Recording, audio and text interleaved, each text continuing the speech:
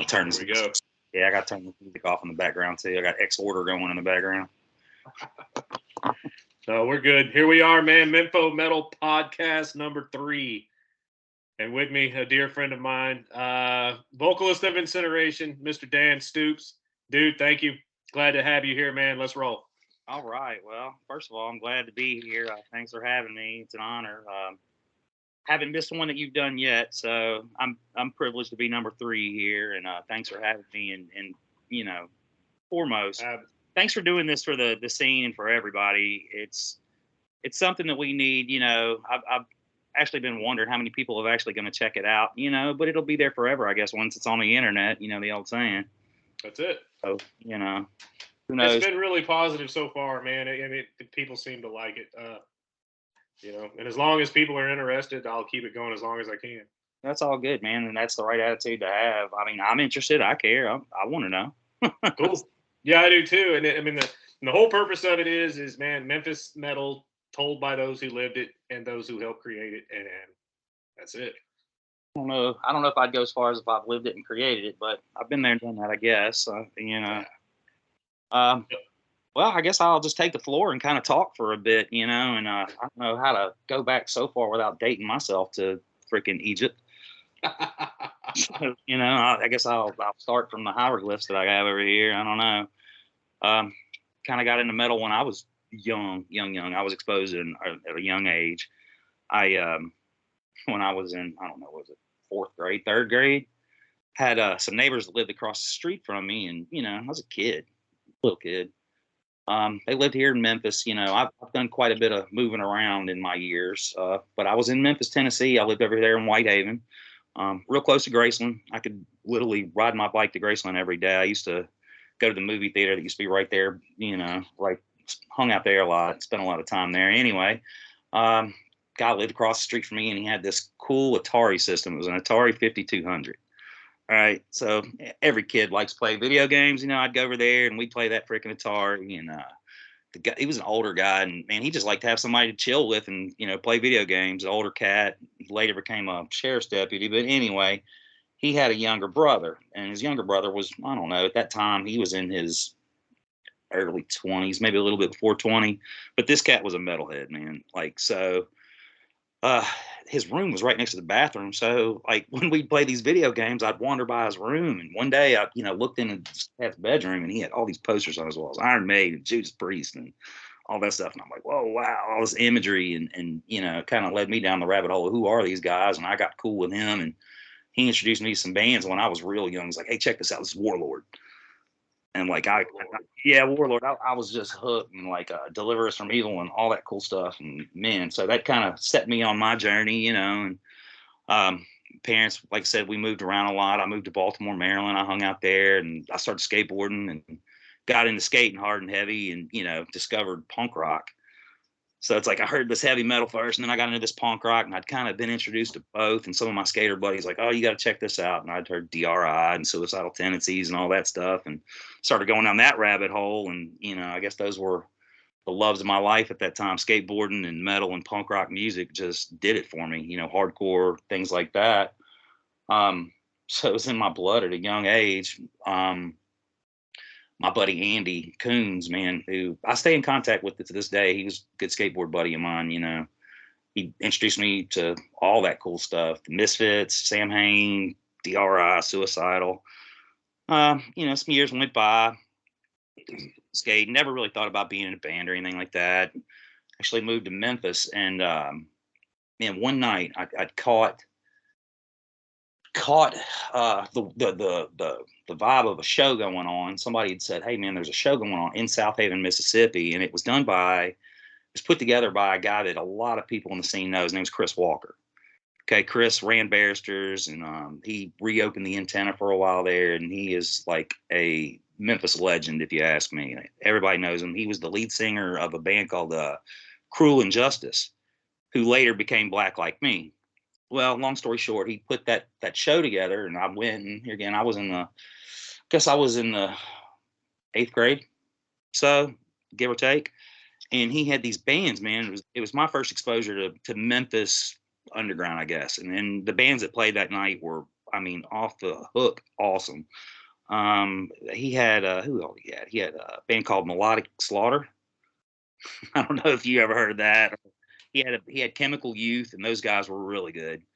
Had a Private War. Who have you ever heard of them? That I have heard of. Yes, yes. They are the modern day Gringos. Okay, okay. Okay.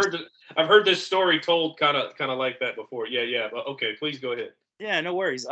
He had a band called Schizoid, and these were all thrash bands. I mean, like hardcore thrash back in the day. And like I said, that was right up my alley. And I was like, man.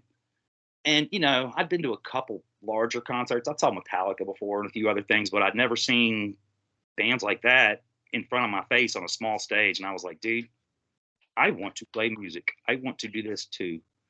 And a couple of my friends from South Haven, like, Ian Brown, Steve Blackburn, and some other guys. And just, I knew some guys, and everybody kind of dabbled with a little bit of this. I played the drums a little bit, played the guitar a little bit. And I got in a band with some guys, a guy named Bradley Cox, Jason Bone, and Keith Burnett. And we called ourselves Armed and Dangerous. And literally, like, we played our high school like lunch, like they had like a talent week, and we got up there and we played what did we play? We played Seek and Destroy, and we played Mandatory Suicide. Cover songs like in front of our whole high school. And you got to think, like, here in South Haven in the 80s, like, people were just like, oh my God, this is so weird, had a little chorus line, a little cha-cha line during the lunch break. It was a trip, but I was addicted from then. Played with those guys for a little while, and parted ways with those guys, I guess. We're still buddies to this day. As a matter of fact, we still kind of get together on the weekends when we can and just hang out and have a beer or two together. Well, anyway, like I said, I'm trying to expedite this whole story. I know we got a little while, but I feel like you're good, man. But so anyway, got with those guys, and something happened. We split ways, and I got with another group of guys. I'd met Ian, and I'd met Steve, and Ian Brown. He was the drummer for Incineration for a long time. And man, we played punk rock songs. That's what we wanted to do. We wanted to play punk rock, and we wanted to play thrash metal. So we did some cover songs. We'd written some early original music and played around with it for a little while. And he being Ian, had the opportunity to go play with another group of guys that were a couple years. They were in our school as well, and a couple years older. And it was the band that I mentioned earlier, Cruel Injustice, but they had changed their name to Black Like Me. He went and played drums with them, and it was cool because he was our buddy, and they were opening up bigger shows at the time. The first time I went and saw him play with Black Like Me, they'd opened up for Corrosion of Conformity at the Daisy, and it was during the Blind era. I don't know if you remember that album, but it was Pepper Keenan's first rodeo with Corrosion of Conformity. He wasn't a singer yet; he just played guitar, and they had like a actual type of normal type vocalist.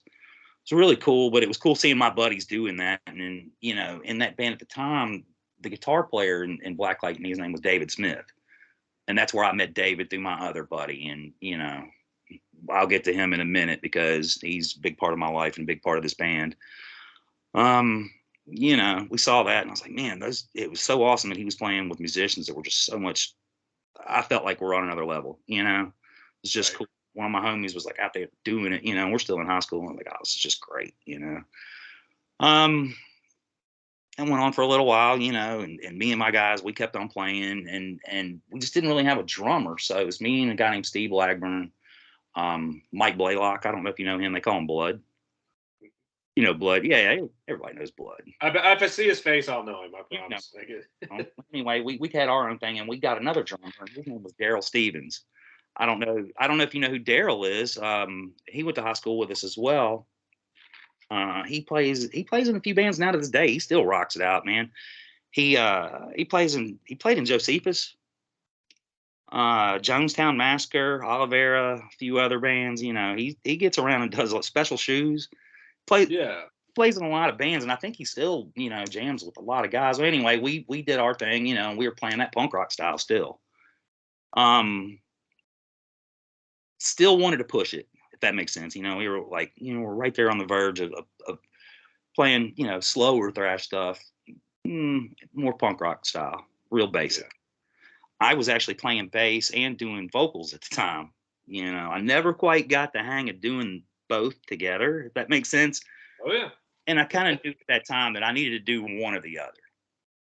Steve and I got together and we were like, man, that guy that played and Black Like Me, I think they got on the outs, and we were thinking, man, who could we get with that would just, broaden our horizon, so to say. So it's like, man, that guy David that played in Ian's band was so good. And we had him in our mind. And one day he and I went and saw, we went to a guitar clinic and we saw that cat that plays the guitars that are, with the Bettio, Michelangelo Bettio. Yeah, him. He had a guitar clinic over there at a guitar shop right there off Summer. I don't remember the name of that store, but he came and put a clinic on, and lo and behold, David was there that day. And I went and talked to him. I was like, hey, remember me from seeing you guys play? And I saw you guys play with The Accused, and man, I just thought you were a great guitar player. And Ian's a good buddy of mine, and we got to talking and we exchanged numbers. And lo and behold, he came out and rocked with us one day. Now he was miles ahead of us, but that was awesome because it broadened our horizons just like what we wanted, and he was pretty strict with us at an early age. We're going to do this, go 1 2 3 go. Oh no, stop. He whipped us into shape pretty good. The drummer Daryl at the time, he wasn't really proficient in double bass, and we knew that we had to have double bass. There was no getting around a single bass drum in that type of atmosphere. So we looked around, and couldn't really ever find anybody.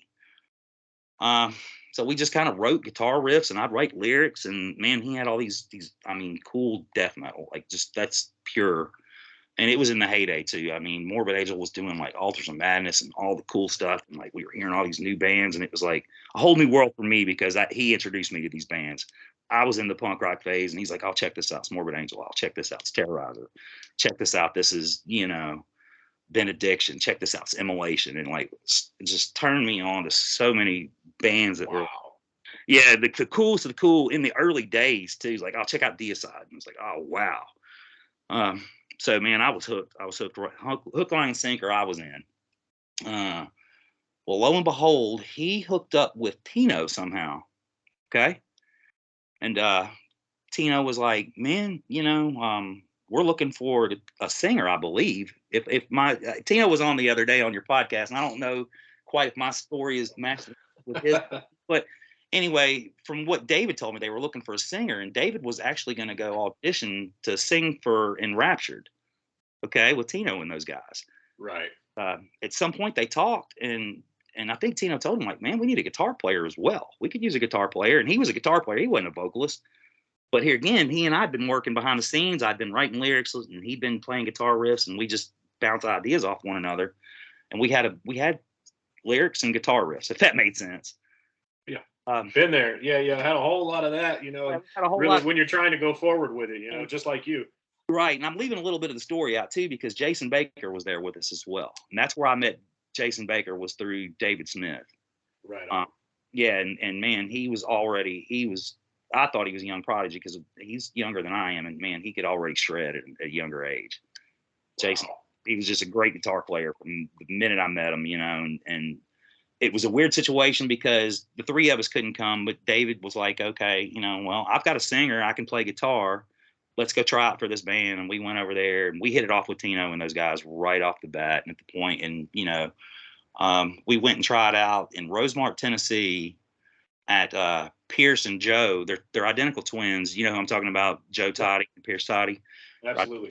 Right. So we went and tried out for them at their parents' house in Rosemont, Tennessee. And they showed us what they had and we showed them what they had. And they were like, well, I guess we don't have to audition anybody else. You guys are in. If you want in, you're in.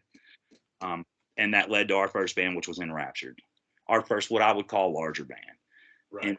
And man, it was awesome. I felt like it was a new chapter in my life. I was playing with these guys. Everyone was pretty good at playing their instruments. I feel like I've always kind of been the weaker link, if that makes sense. I was privileged to go along for the ride, so to say. So, we did our thing and we woodshedded and got tight, wrote songs, wrote lyrics, David and I learned the songs that they were already playing. Those guys learned the songs that David and I had going on. We recorded a small demo at Memphis State. Had a couple songs on it, and we recorded a song called "Abortion Consumed." And Nice. yeah, the downfall of Christianity. That was our first two songs. And what was going on was there was a guy that recorded us for his project that was taking recording technology at the school, and we were going to be his project for him to passing grade. His name was David Peck, and funny story, I ran into him years later. My professional career, I became a sound engineer as for a living, for a trade. And funny thing is, I met him later on down the road working with Snoop Dogg, but that's a whole other story. Anyway, so we recorded our demo, man, and it felt like we were firing on all cylinders. Like everything was good, man, and we were writing music and practicing all the time and just getting tighter and tighter and tighter. And things were really good until, there's always that time when they're not. Don't really know what happened, but there was some struggle in the band. Couldn't put my finger on any one thing, but I guess we grew apart, if that makes sense. It happens, man. Definitely happens. It happened to us, and here again, I can't really put it on my finger on one specific thing that happened or anything, but we all wanted to play music. So our camps divided, if that makes sense. So Tino and Jason Smith, they went and they formed what was called Requiem at the time. And David and I formed Incineration, okay? And it went like this, Pierce was, when we were with Enraptured, we met Pierce through those guys, but he came on board with us when the split happened, if that makes sense. Yeah. It was me and David and Pierce, and Ian was free, so he played drums with us. And, over there with Tino's, it's Tino and Jason, and they had a bass player, and for the life of me, I can't remember his name, but we were, pretty much the only game in town. There were Purgatory. They were around. We played shows with those guys. But as far as just pure death metal, there wasn't that wasn't going on around here. We were it. Right. So the one band became two, and I guess the rest. Right there. Then this is another thing. Tino told the epic part, of course. Right. And that was one of the things he had mentioned, that after it kind of branched, you went on and it became Incineration, or what it was called at the time. And I thought this was kind of cool too. So yeah, we're at the point where the two episodes kind of take a break here, and both branches of the story shall be told.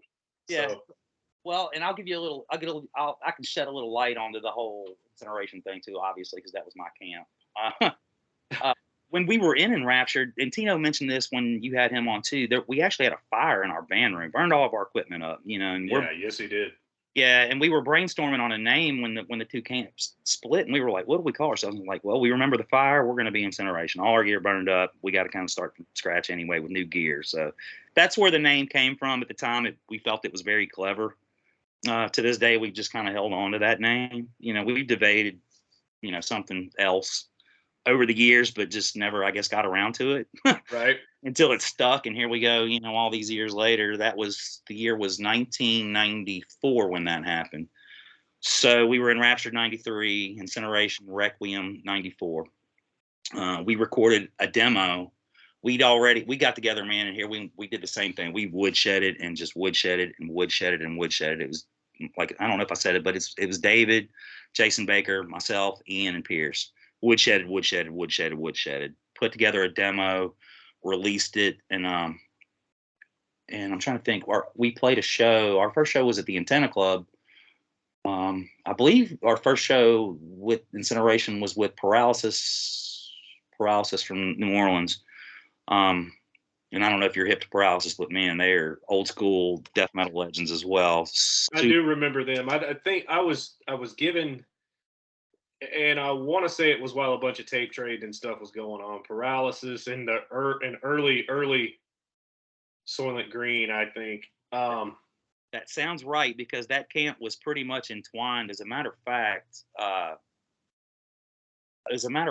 so Ben Falgu, who was the singer for Paralysis, so pre Soylent Green, he was in Paralysis, and when they had a singer named Glenn Rambo. That dude was really cool too. I knew that guy. he took his job basically, and he became a singer for Soylent Green, and they kind of took off to another level as well. Right. But that was, I believe, that was our first show, and then here we go. We were just mentioning Soylent Green. Our second or third show, we brought those guys in when they'd recorded their first record with Ben, and it was called Pussy Soul.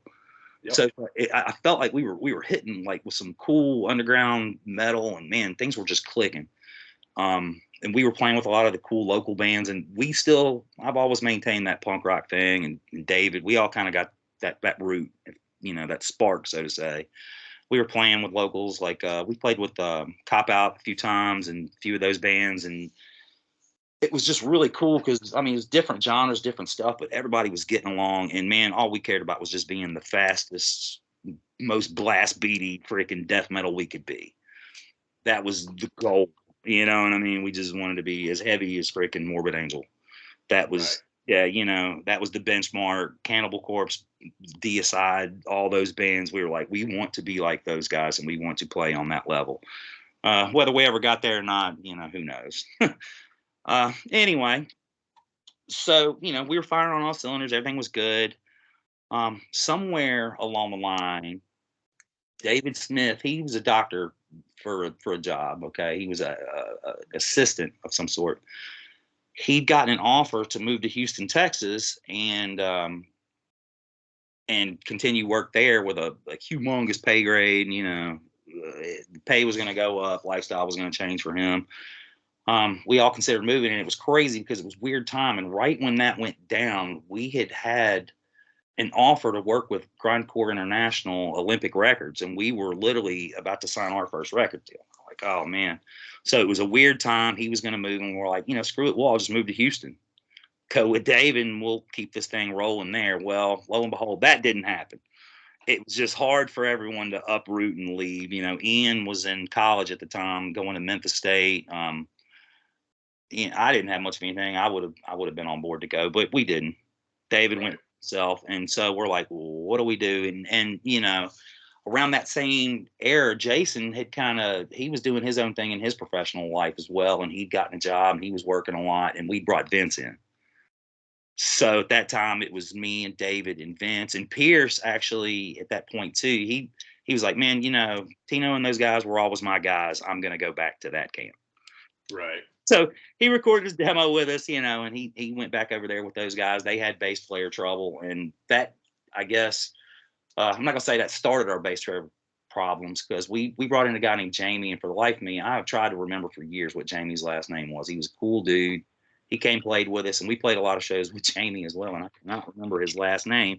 But he came from a band that we played with along the line called the Water Dogs. If anybody sees this that knows how to get in touch with Jamie, I would love it if they could connect us.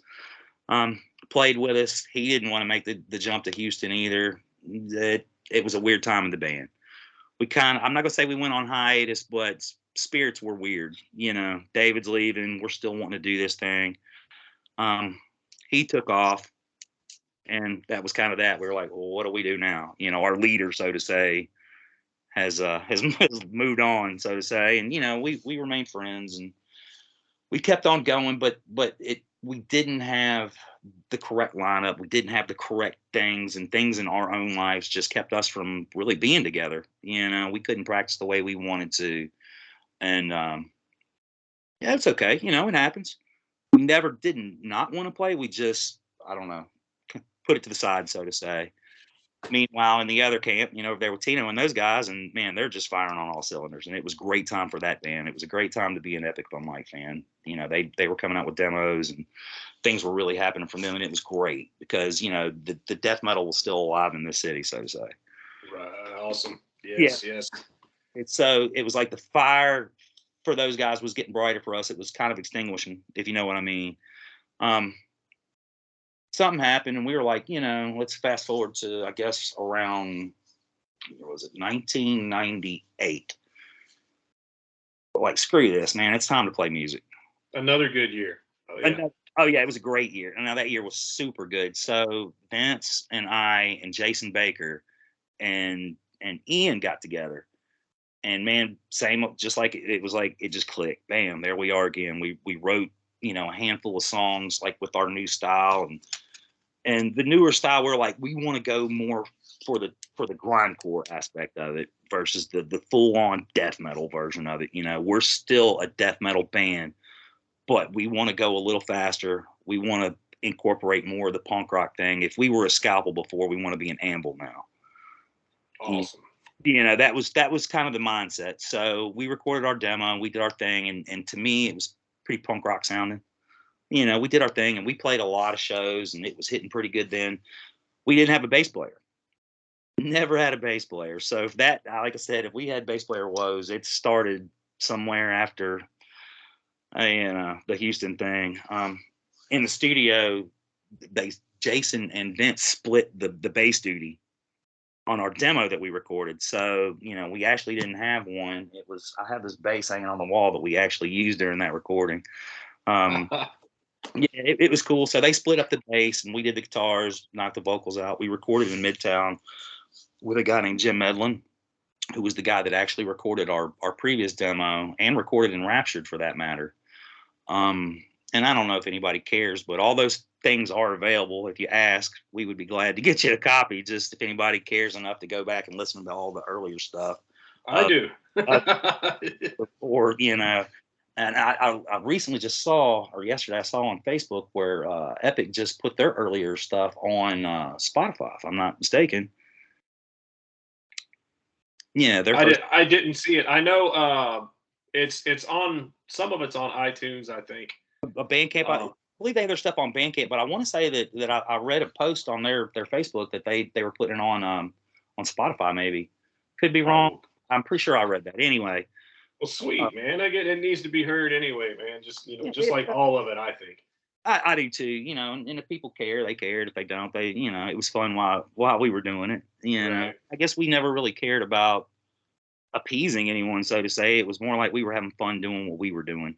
All that matters, man. Right. You know, in those days when we play shows, sometimes we'd play to a packed house and sometimes we'd play to 3 people.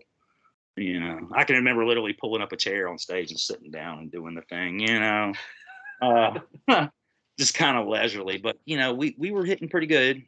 Things were coming back. We were playing shows again. You know, we brought in Soylent Green and we were bringing in different acts, and we've always been kind of in a situation where we would bring in the bands we like to see, if that makes sense. You know, if we wanted to see Soylent Green, we'd pick up the phone and give those guys a call and be like, "Hey, come play a show." If we wanted to see Anal Cunt, we would give those guys a call and bring them on in. And then we also had Chris Walker in the scene, which was great for everyone, not just the metal scene, but man, Chris had his fingers in so many shows and brought in so many cool bands to Barristers and introduced us to some cool guys and really helped us and a lot of other bands at the time, you know, play shows.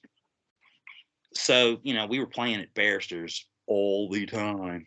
Just constantly. It was great. It was great. We're playing. I miss that place. I miss Barristers, man. Yeah, in the alley. Yeah. It was great, you know, because he moved it to where the old antenna was there for a hot second. I don't think it ever really caught traction. But, you know, he did call the old Antenna Club Barristers for a hot second there. But, yeah, the Barristers in the club was great. And Chris really, you know, I don't think people give him enough credit for what he did for the Memphis scene. And he's definitely a legend in my mind for bringing the shows he's brought, because if it hadn't been for that guy, I wouldn't have seen half of the cool stuff I've seen personally, you know. I've done a lot of traveling, seeing bands, but he has brought some cool stuff here to where, you know, he had the drive to bring those guys here, and the put this nicely, the willingness to lose money, I guess, you know, because you know, I feel like there's no money to be made in this city on that thing, you know. And here again, I don't think any of us ever cared, but at the end of the day, it would be nice to break even from time to time. Absolutely. I mean, yeah, if you can, always. And you mentioned, you know, I think Tino had mentioned him too. Bringing bands in, you know, just for the sake of your scene, pretty much. You know, that's the way it was done back then. You know, it was very hand to mouth back then. And now, anytime, and this kind of goes with this, anytime you pull up a tour sheet or you see tour dates from a band that you want to see, and you go down this list and you're like, nope, no Memphis. You know, nobody. I mean, it's rare. I'll tell you this though. I mean, we've done that. We've literally done that and noticed the gap with a closed date and called them and been like, hey, you wanna work the night you're off here? We see you got a gap. You want to swing through Memphis? We've done that with touring bands plenty of times, and we've gotten bands to come through just like that. Yeah.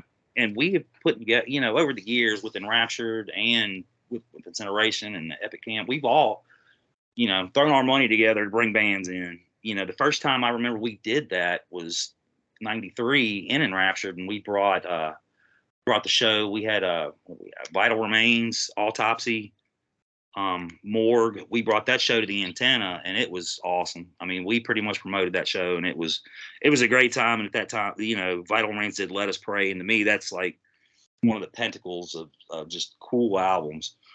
Yeah.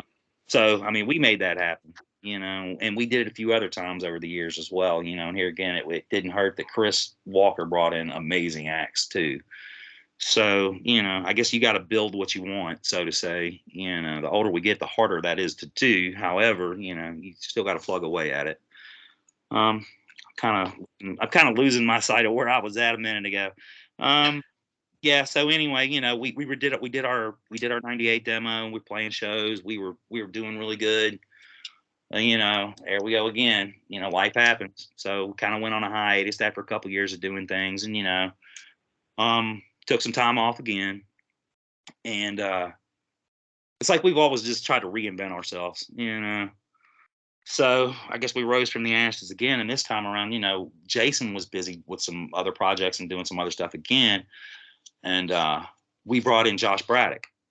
He was living in New Jersey, and he was playing with some bands up there. I can't remember what they were called. It was a long one: Subhypothermia, Cardiovascular. One of those. Josh started playing with us, and that was around the year 2000. Here again, we were clicking on all cylinders then too. Same thing. We started writing music again, and we're doing the thing and playing a lot of shows. And that year was the first year we played the Milwaukee Metal Festival. So we went up there, and we played the Memphis Metal Fest and a few others, and we befriended some of the guys in Spot Carnage and some other things, and they were the ones that pretty much told us, like, man, you guys need to get out of the city and play some shows. The Metal Fest is basically where we were discovered. We think that would be a good chance for you guys to be seen and be discovered. Like, literally, it could happen for you guys the way it happened for us. Get out there and do this thing. We're like, man, it's great advice, I guess. So, lo and behold, we got ourselves booked on that gig.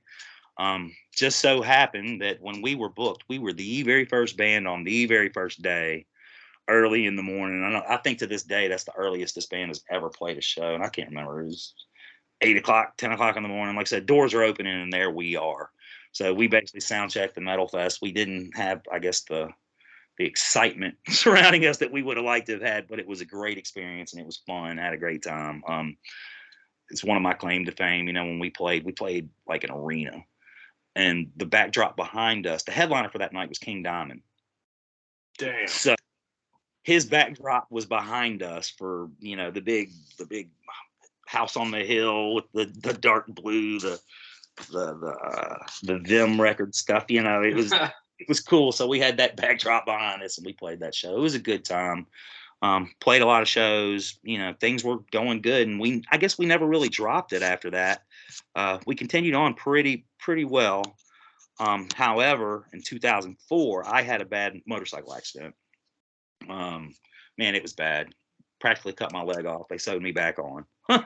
I was lucky. I'm lucky to be walking to this day. It took me a long time to rehab. Ian wasn't really interested in playing drums anymore around that time. Things were doing too, where it was a musician lineup thing, as always. Vince and I stayed in contact, and we always do. We're all still buddies. All these people that I'm mentioning, we're all still friends to this day, 20, 30 years later, however long it's been in my mind. That means a lot, man. That really does. I still feel like those days were yesterday, if that makes sense. I forget a lot of the things, but it still feels like it just happened sometimes, and it's cool. I completely feel you. Yeah. Oh, yeah.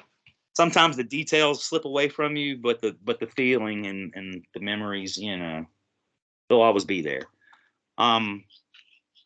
So during that time, like I said, Ian was doing his own thing, and he was raising his family and doing his thing.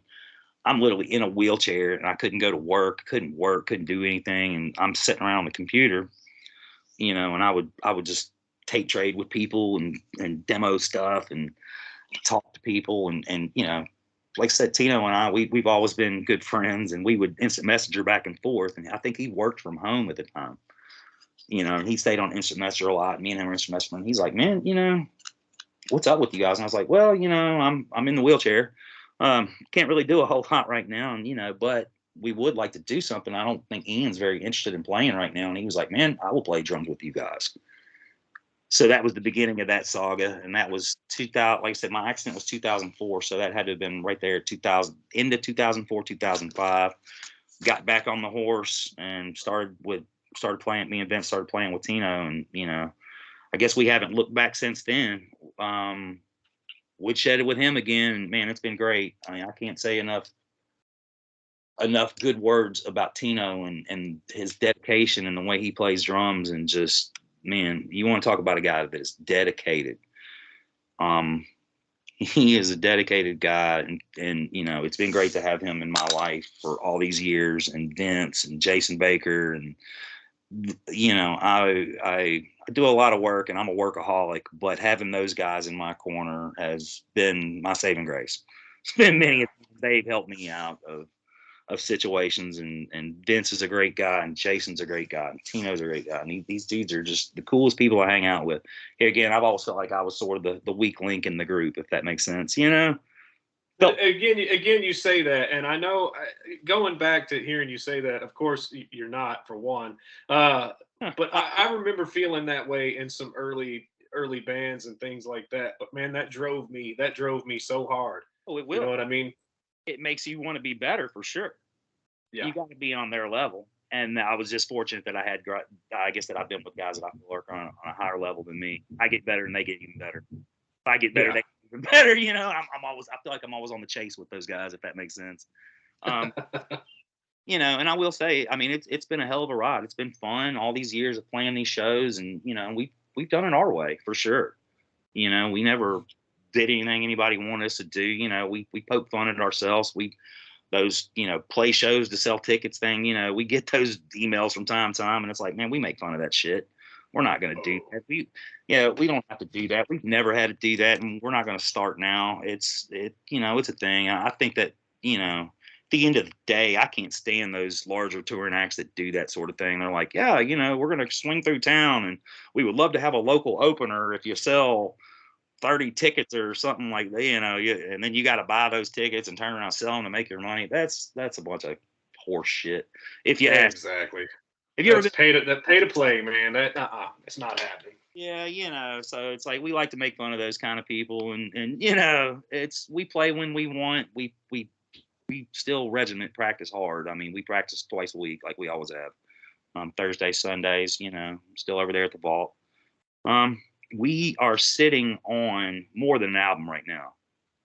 We literally just need to put all the pieces together, which they're there. We're just polishing it up. So we will be recording sometime soon. We've wanted to do it for quite some time, and we've had the material to do it. We just haven't. I guess that's procrastination on our part. A little bit of it has to do with how busy everyone is. It's man, Tino's a busy dude. We practice hard all the time, but they just recorded their album, and they're getting great response on that. And we figured, now would be a great time right after their project just got completed, so to say. So we feel like there's no time like the present to go ahead and drop a new record. So that's where we've got the crosshairs lined up on, if that makes sense. Trying to get tight. We brought Joe in. Joe's been with us for a few months now, and he was godsend, because I promise you, all these years of doing this, one of the hurdles for us has always been to find musicians to play with.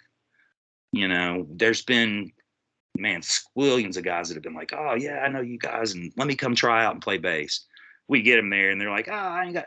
Literally, we've heard this. I don't have to play all those notes. I'm like, yeah, you do. Yeah, you do. Root note bass players, man. I was like, yeah, you do. Guitar players as well. I'm not gonna lie. We've had guitar players like come in and like, oh, I got this, and then they're like, nah, I ain't got this. Yeah. They'll never say it out loud. It's always well, it just wasn't my thing or whatever. But some of these people just never really stacked up to fall in line, so to say. They say they want to do it, looks good on paper, and then when they they put their fingers to doing the hard work, it just doesn't really pan out. So we've always had a problem maintaining a solid lineup, I guess I would say. The core's always been there, but here again, it's a thing. So and Jason, Jason's in this band even when he's not in this band, if that makes sense.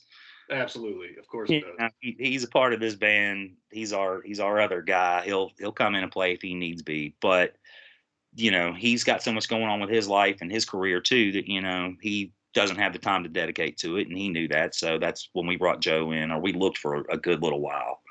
And I guess we didn't really have any interest. We asked around and like, hey, if you know anybody, nobody ever showed up. And one day Joe had called Tino and was like, man, you guys know anybody looking for somebody to play with? And we were like, yeah. So Reynolds came on board, and it's been great ever since. He's a great musician. He picked up quick.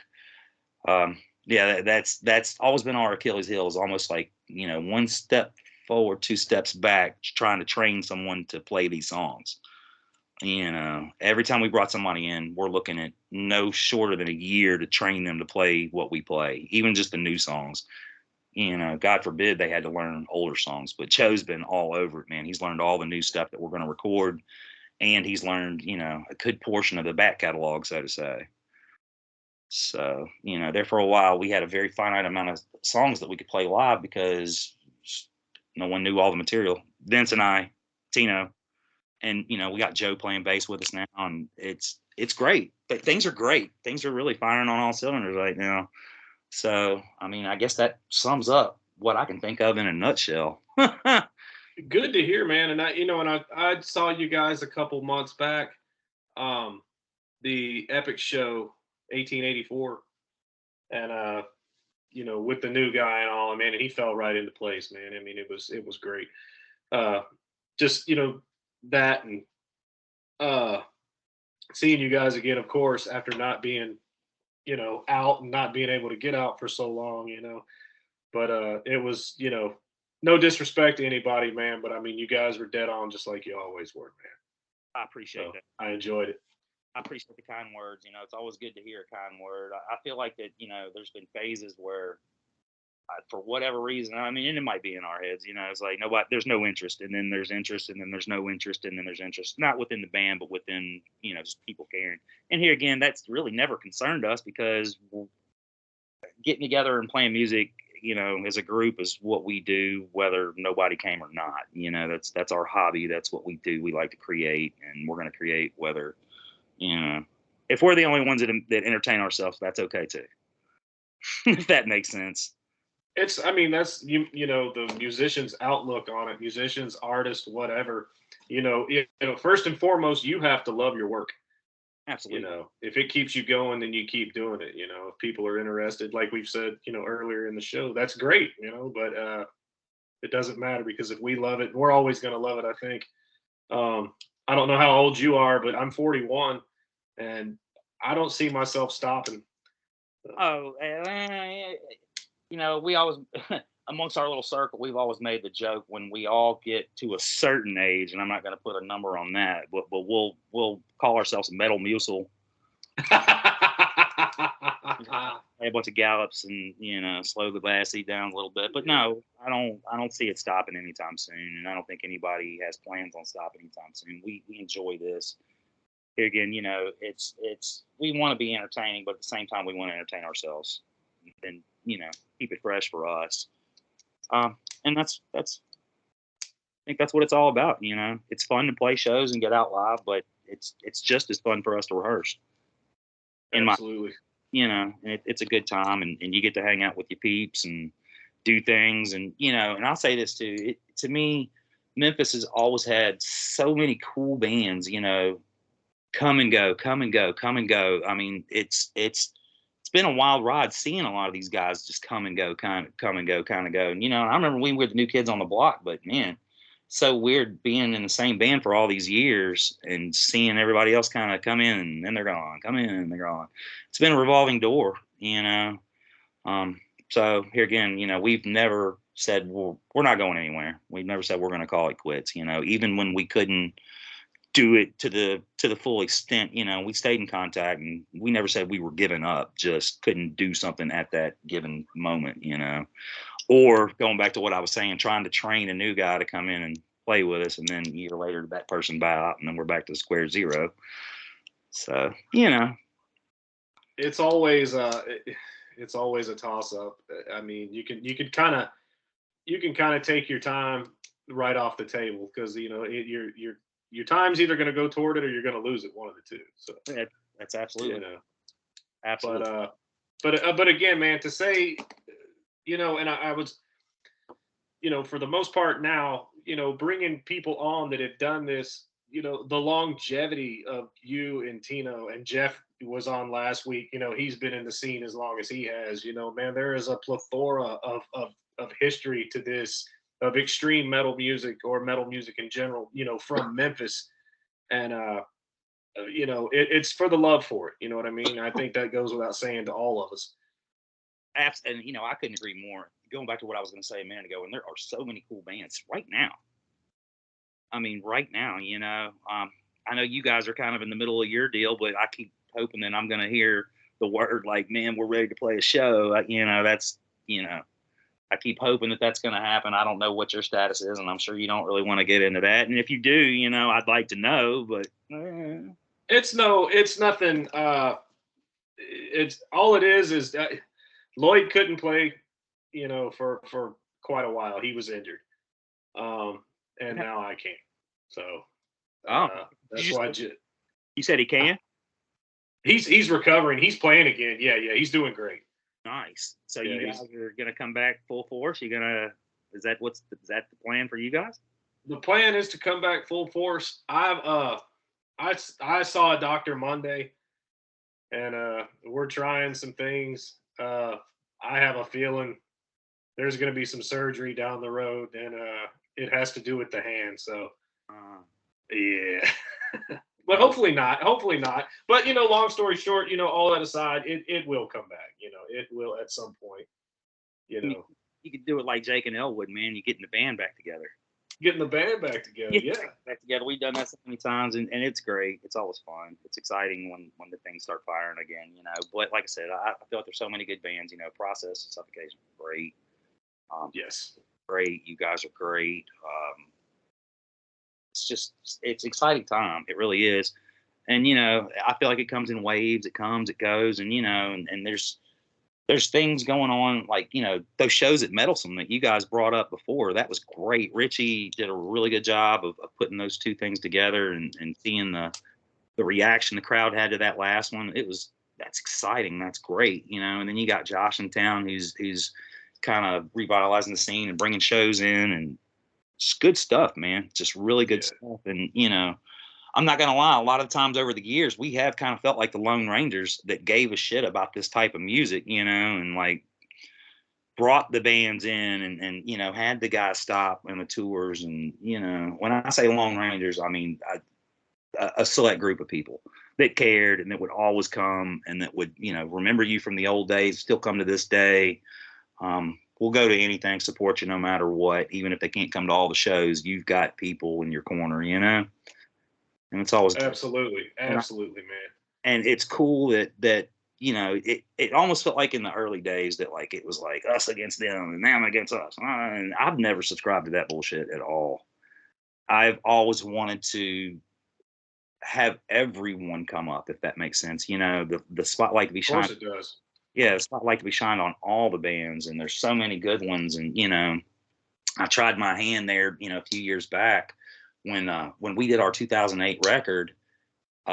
Me and the bass player at the time, Dan Houston, you know, we started our own little record label, and we called it Threat and Mainstream. And, you know, we recorded our album, and we did Burn the Masses, which I wish that band would get back together. That would be. I remember them. Great band.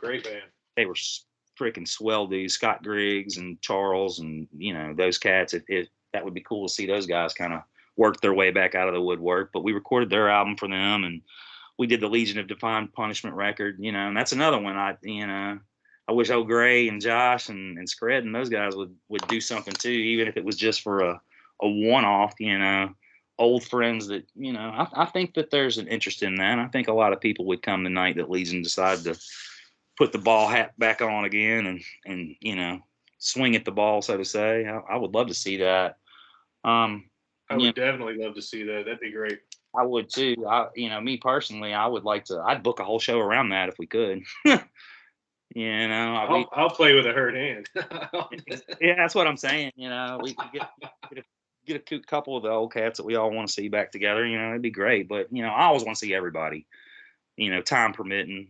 As you get older, it gets a little harder with your professional life to make time to see every band. But I do think it's important to support one another, and I do think it's important to check everyone out.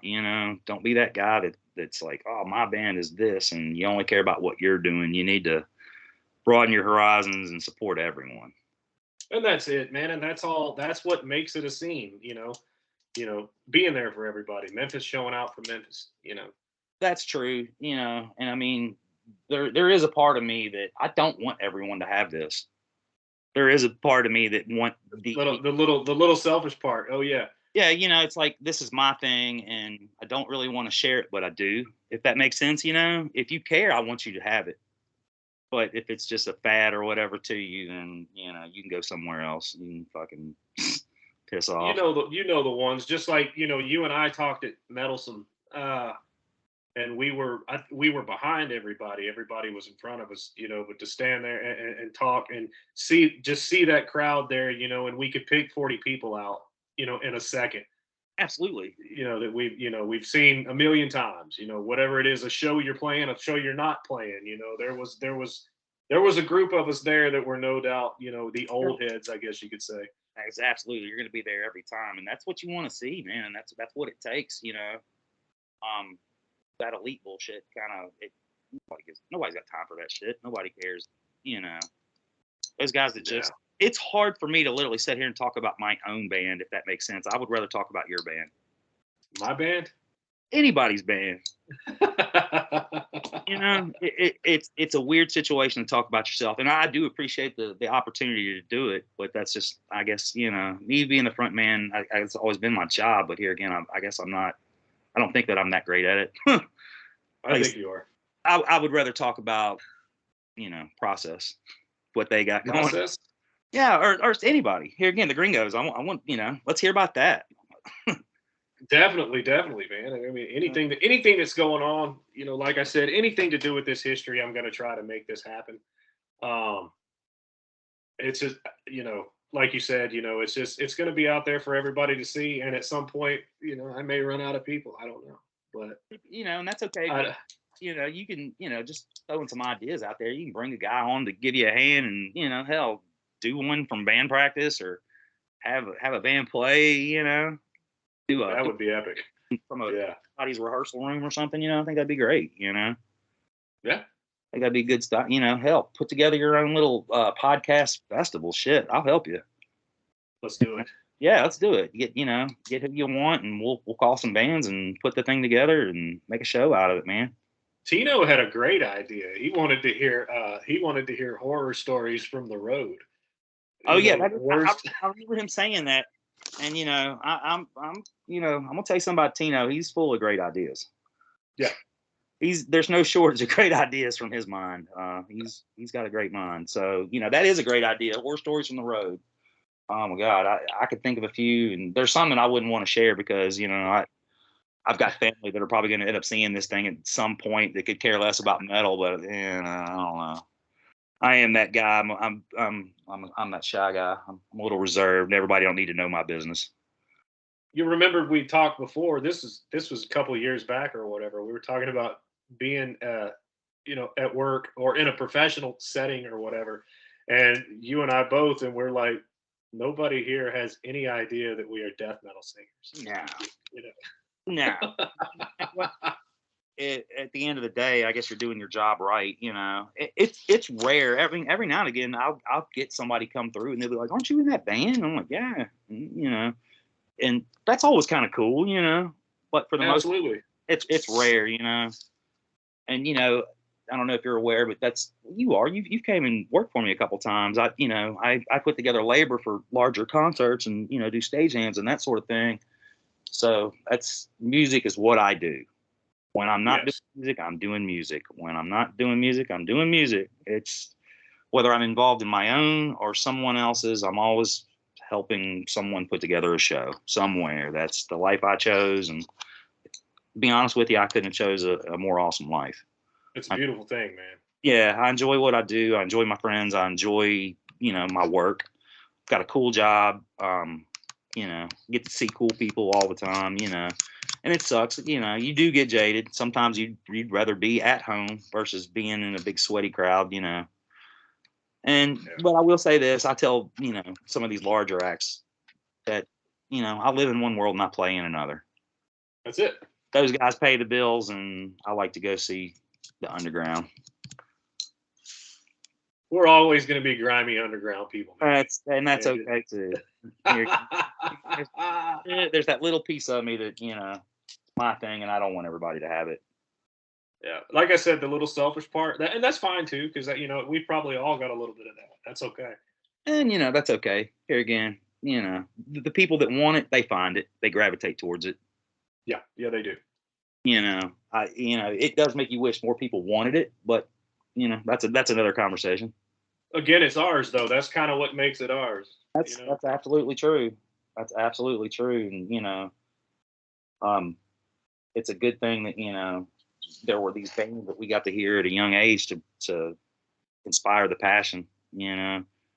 Yeah, I'm very thankful, man. Very thankful for, you know, the way I came up, the shows I got to see, you know, all the bands I got to see play too. Yeah. Absolutely. And you know, I mean it's a guilty pleasure, you know, it's something good. You'll make that road trip to go see somebody cool. Yeah. You know, you try to get them in. There's, you know, we're hoping that you know once we get our new album that we can put together a couple shows with some pretty big hitters. You know, the last time we did our album, you know, it was funny because on Jeff's podcast he mentioned seeing Suffocation with Isn't That and the other band. We put that together. That's another show that we promoted. So David Smith and I put that show together. Our CD release party, we brought in Suffocation. Okay. See, we were trying to get clarification on that, and Jeff told it to the best of his memory, of course. He did. It's all good. It's all good. Nobody remembers the crummy openers. So yeah, that was our CD release party. We came up with the guarantee. We booked the venue, and we wanted everybody to come see a really cool show, and we wanted to have a good time. You know, if we're like looking inward, and we're like, oh man, what would be the most ultimate way to have a CD release party for us and for us to feel good? I'm like, man, what better way than bring in your heroes? So we brought in Suffocation. Absolutely. And, you know, it was crazy because you know we thought we would have that would have a better draw, and I think at the end of the day we didn't have 100 guys there. 100 people didn't show up. So you know, it's kind of, you know, it's hit or miss. You know, it's always been like that. It's always gonna be like that. It's absolutely, but you know, you think, and like that's the only time that band has ever been to this city. And to us, that's one of the pinnacles. You know what I mean? It doesn't get any better than Suffocation. I don't care who says what. Those guys have been the king of that discipline for many, many years. And man, we thought we were going to bring something here that would blow some people's minds that they might not ever get a chance to, if they don't journey out of the city to see again. And you still did. That handful of people that did show up and see that, there's no one there that has forgotten that yet. Oh, I mean, Jeff's story alone proves that point. Yeah. He didn't forget seeing how brutal those guys are live. There are certain acts out there in the world that I don't think that being recorded will ever capture what they are. And I mean, Suffocation sound great on album for sure. But when you see them live and see that ferocity and the skill it takes to play that music. Yes. You know, that's another level. That's a whole other thing. That was kind of like my thing with you know, record versus live, seeing the band live. You know, Origin and probably Napalm Death as well. I mean, the records. You know, I'd rather stand in front of them. Yeah, of course you would. And those are two of my favorites. You know, we've played with Origin a couple times. I think Epic's played with them a few times. And, you know, Tino's friends with John, and they communicate back and forth. And I think they've got some things in the works too. And we've talked about trying to bring those guys in a time or two, but I don't think we've ever been able to convince them, like, hey, just come on over here for the one-off. But it's not saying, you know, you never know what tomorrow brings. Right. You know, but yeah, we definitely want to get those guys back over here if we can. Yeah, never give up. Because I mean, I'll be there definitely. I mean, yeah, and here again, it kind of goes back to what I was saying here. It doesn't really matter who shows up. It'd be nice to break even on a guarantee. Yeah.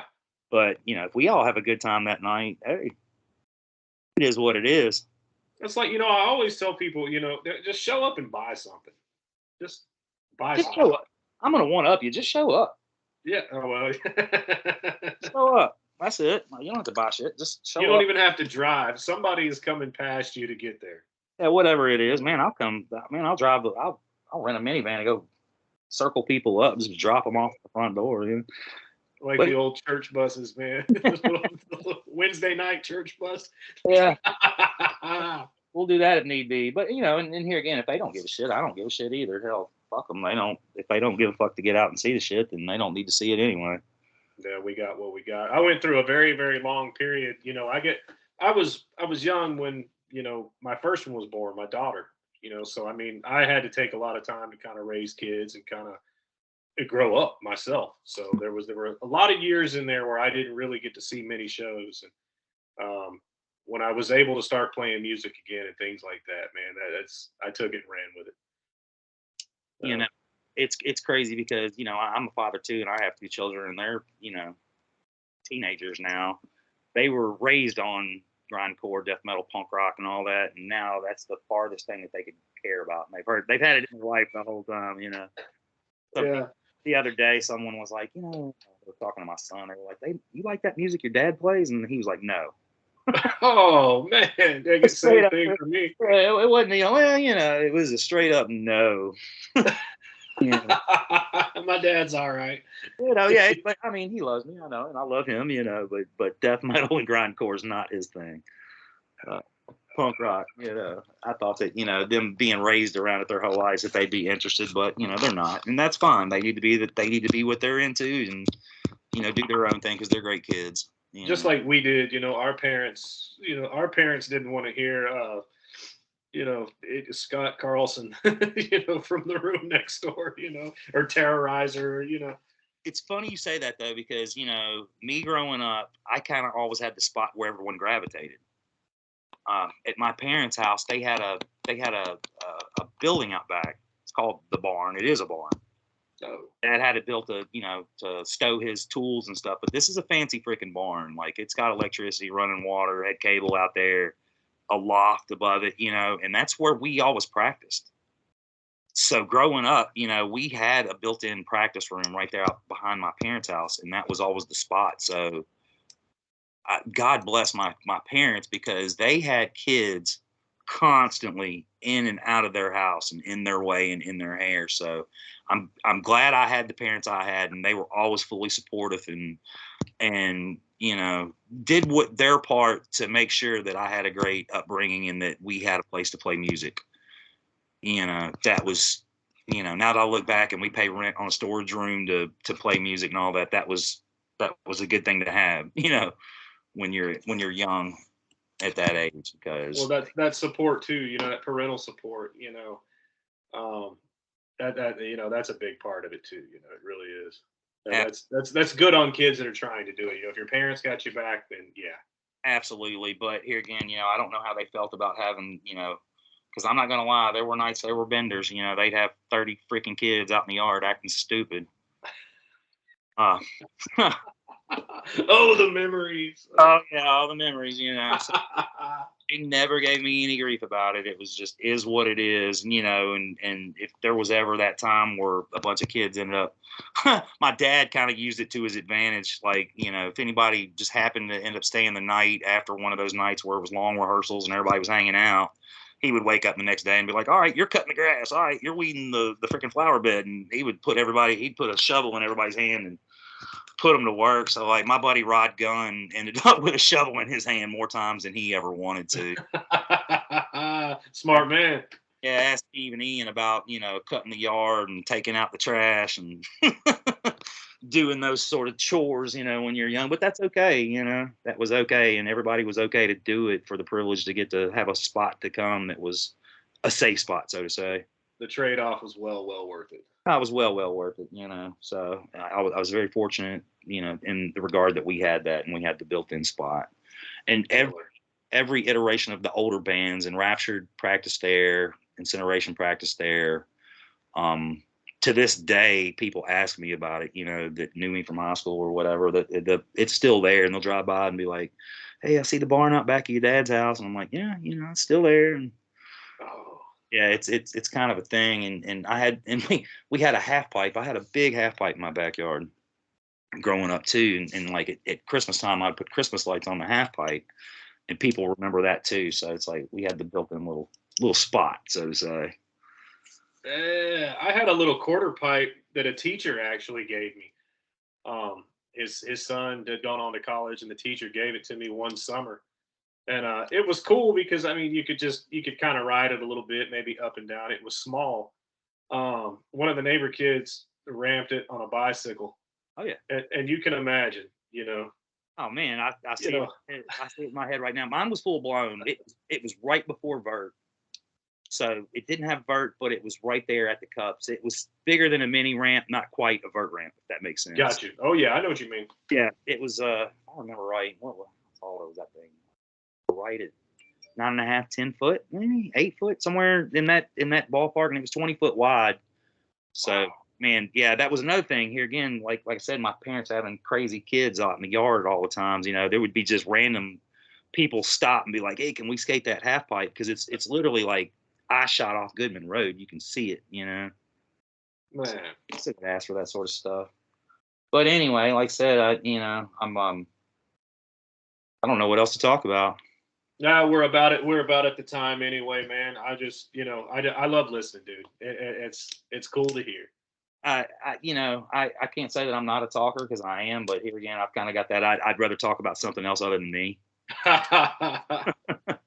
We'll have the part two. I'll have you guest with me one night or something, and we'll drill somebody. Yeah, hey man, hey, I'm good at that. Awesome. Talking my language, especially if you let me pick. We'll do it. Yeah, there's just random people that I can think of from the past that I think would be cool, and I'll ask around my guys and be like, who's old school that we would like to see.